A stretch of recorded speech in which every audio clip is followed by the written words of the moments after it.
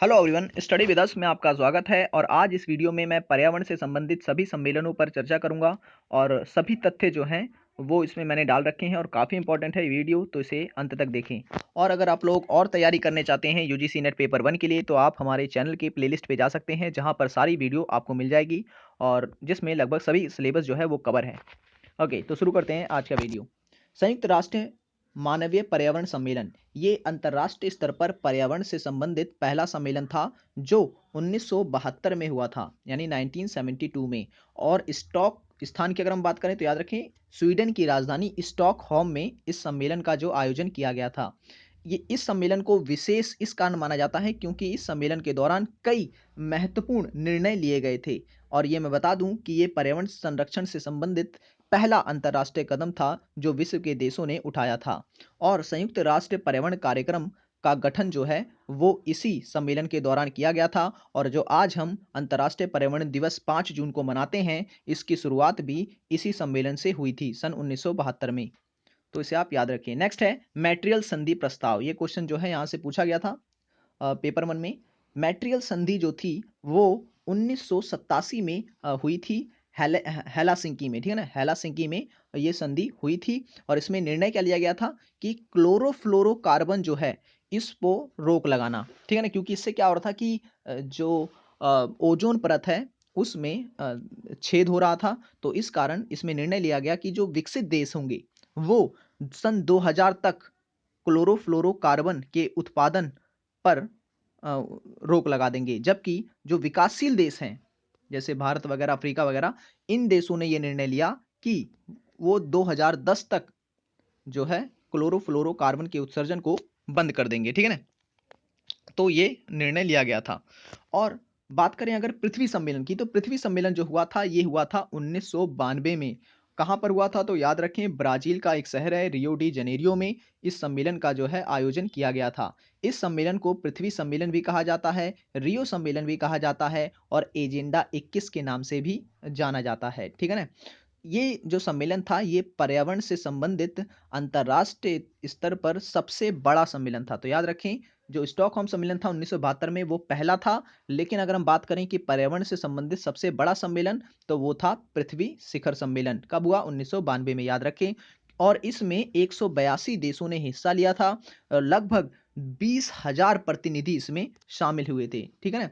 और इस सम्मेलन में कई विषयों पर चर्चा की गई थी, जैसे कि पृथ्वी के बढ़ते तापमान को कैसे नियंत्रित किया जाए, वन संरक्षण कैसे किया जाए, टिकाऊ विकास पर कैसे बल दिया जाए और जैव संरक्षण से संबंधित मुद्दे इत्यादि पर भी इसमें निर्णय जो है वो लिया गया था।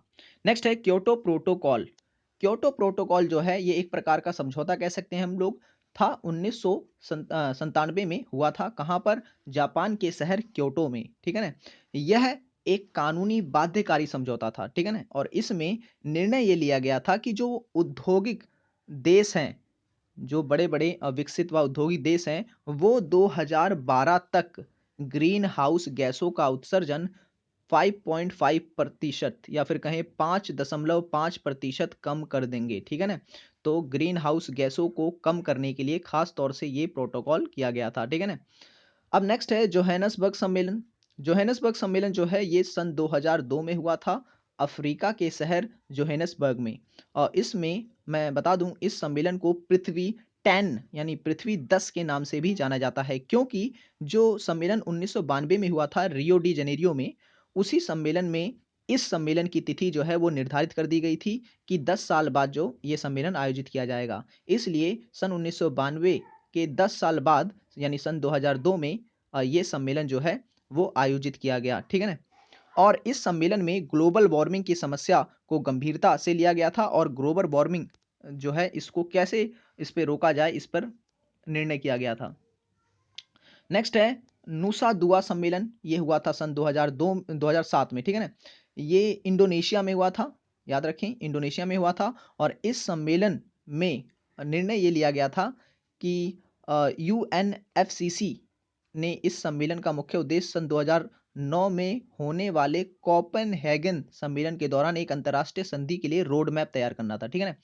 और ताकि वो 2012 में क्योटो प्रोटोकॉल का स्थान ले सके, क्योंकि क्योटो प्रोटोकॉल जो था वो एक प्रकार का ऐसा समझौता था जो 2012 में जो है ख़त्म होने वाला था। तो 2012 में नया कौन सा प्रोटोकॉल लाया जाए उसी पर चर्चा की गई थी नूसा दुआ सम्मेलन में, ठीक है ना। तो ये चीज़ आप याद रखें। नेक्स्ट है कोपेनहेगन सम्मेलन, सन 2009 में हुआ था। डेनमार्क में जो है इसका आयोजन किया गया था। लेकिन इस सम्मेलन में एक बड़ा विवाद उत्पन्न हो गया था, क्योंकि इस सम्मेलन में क्योटो संधि के स्थान पर नए संधि पर को लाने की चर्चा की गई, जिससे कि कई देशों ने इसका विरोध किया। और भारत, ब्राज़ील, चीन, अफ्रीका आदि विकासशील देशों ने स्वच्छता से इस सम्मेलन में कहा था कि वो अपने कार्बन उत्सर्जन को 20 से 25% तक उसमें कमी लाएंगे या कटौती करेंगे, ठीक है ना। कानकुन सम्मेलन जो है वो सन 2010 में हुआ था मैक्सिको में, ठीक है ना। और इस सम्मेलन में जो बात की गई थी वो की गई थी यूएनएफसीसी के द्वारा, ठीक है ना। इस सम्मेलन का मुख्य उद्देश्य जो था वो जलवायु परिवर्तन पे हो रहे नुकसान पर चर्चा करना था और उसका समाधान कैसे किया जाए उसके ऊपर ये सम्मेलन जो है वो किया गया था। और साथ ही साथ इस सम्मेलन के द्वारा ऐसे ऐसे प्रोटोकॉल पे चर्चा करी जा रही थी कि जो क्योटो प्रोटोकॉल का स्थान ले सके। किंतु इस सम्मेलन की जो विशेषता रही वो ये कि ग्रीन क्लाइमेट फंड के लिए जो विकसित देश थे वो सहमत हो गए और उन्होंने 100 अरब डॉलर जो था वो क्लाइमेट जो खराब हो रहा है उसके ऊपर लगाने को दिए थे, ठीक है ना। एक तरीके से पर्यावरण के संरक्षण के लिए 100 अरब डॉलर जो है दिए थे विकसित देशों ने इस सम्मेलन में। नेक्स्ट है डरबन सम्मेलन। डरबन सम्मेलन जो है ये सन 2011 में हुआ था, डरबन, दक्षिण अफ्रीका के डरबन नामक शहर में। और इस सम्मेलन को जलवायु परिवर्तन सम्मेलन भी कहा जाता है, क्योंकि इस सम्मेलन में जलवायु परिवर्तन से संबंधित बातों पर ही चर्चा की गई थी। नेक्स्ट है कॉप 18, कॉप 18। ये हुआ था सन 2012 में। कहाँ हुआ था तो कतर में हुआ था, कतर के दोहा में। और इसमें भी संयुक्त राष्ट्र जलवायु परिवर्तन पर वार्ता हुई थी कि किस तरीके से जलवायु परिवर्तन पर नियंत्रण किया जा सके। नेक्स्ट है कॉप 11, ये तो सुपर इंपॉर्टेंट है। कॉप 11 जो है ये 2012 में हैदराबाद, भारत में आयोजित होने वाला पर्यावरण से संबंधित सम्मेलन है, जो कि अंतर्राष्ट्रीय स्तर का था, ठीक है ना। कहाँ हुआ था? भारत के हैदराबाद में हुआ था और इसमें बात की गई थी जैव विविधता पर, ठीक है ना, कि जैव विविधता को कैसे संरक्षित किया जा सके। नेक्स्ट है कॉप 90। कॉप 90 जो है वो किया गया था 2013 में। कहाँ हुआ था तो वारसा की राजधानी, सॉरी, पोलैंड की राजधानी वारसा में हुआ था ये सम्मेलन। और इस पे भी जैव विविधता पर जो है चर्चा की गई थी।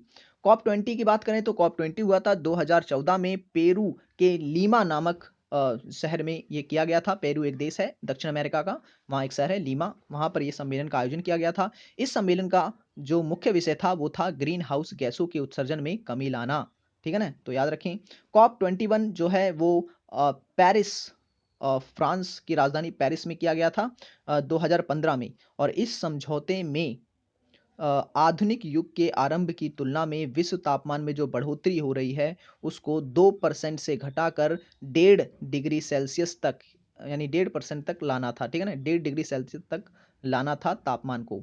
और याद रखें कॉप 24 भी एक सम्मेलन हुआ है, आपको बताना है ये कहाँ हुआ है। और ये आपका बहुत ही इंपॉर्टेंट क्वेश्चन बन जाएगा, कॉप 24 कहाँ पर हुआ है। ये अभी हाल ही में ये सम्मेलन आयोजित किया गया था एक शहर में, आपको कमेंट करके बताना होगा। सो आज के लिए इतना ही, और आगे भी मैं आपको इंपॉर्टेंट जो फैक्ट्स हैं वो लाता रहूँगा। So thanks for watching this video.